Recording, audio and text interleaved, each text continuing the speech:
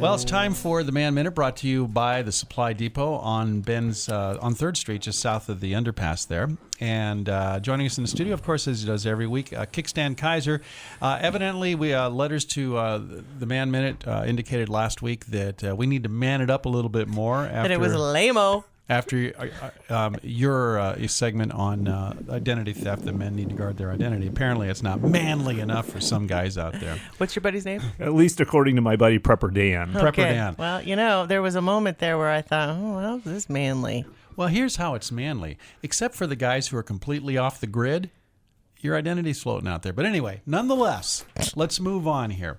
So you've had a long-time project called the EDLS, the Extended Desert Living System, and it's a pack system you're trying to design, not just the pack itself, but everything that goes into it, so you can live in the desert for a long period of time. Yeah, it's one of the coolest things that I work on. It's almost every weekend I spend at least a little bit of time working on this project. Okay, and so there's years in the development. So we're going to make this a 2-part series. So what should you have in your pack based on your experience?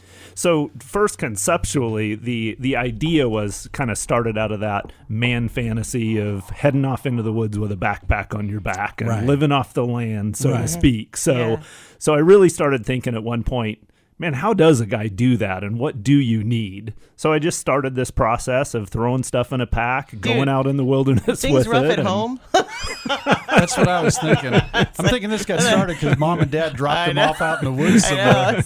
They did leave me unattended in the woods a lot when I was young. Explains everything. Yeah, I don't think that was an accident. All right. Hey. So what do you need? So...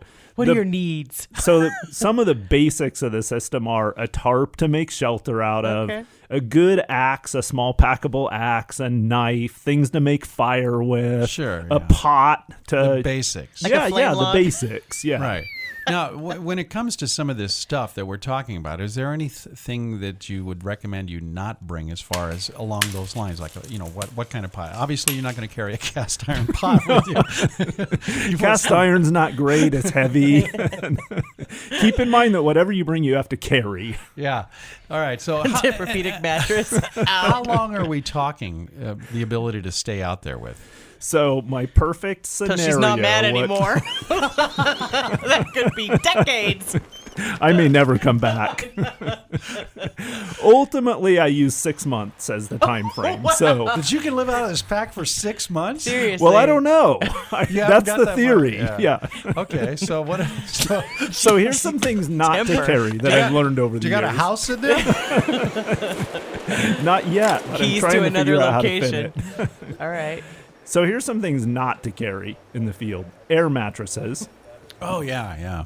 Those, I can tell you from experience, they don't work well in the field under hard use. Yeah, 3 hours of blowing the damn thing up, you lay it on the ground and something punctures it.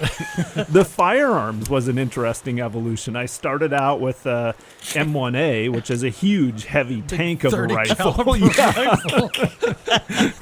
The bullets alone weigh 8 pounds. What are you kidding me? Well, and the big problem with it is you depend on small game to eat, and I don't know if you've ever seen a sage rat shot with an M1A, but there's not a lot left to nibble on. That's delicious. I think I got an ear. So the rifle has evolved down to a 22. Okay. And I've heard from a number of survival people that the 22 is the ideal firearm to have in that situation. You can carry a lot of ammo with it. It's really versatile. I mean, you can actually take game all the way from the smallest size up to deer size with, if you're close enough and with good marksmanship. Standing right next to me. Yeah. Hold still. Okay. So we know what not to bring, and I think we're running a little long on this segment. So next week we'll pick up some more. But the idea is, and how long have you stayed out in the woods with what you're set up? 7 days is the longest. Okay, and you're shooting for 6 months. I'm shooting for 6 months. But it's tough to get that much time off work. It is. Okay. Kickstand Kaiser with us for the Man Minute, brought to you by the Supply Depot. And our man swag giveaway this week is courtesy of Outdoor Element. You can see them online at outdoorelement.com. And we've got the Kodiak Survival Bracelet. And next week, Casey will talk a little bit about his experience with that because he put it to the test. You can go to our Facebook page and see the video because we're going to post it up there. Case, Kickstand, thanks for coming in. We appreciate your time. Thanks, guys.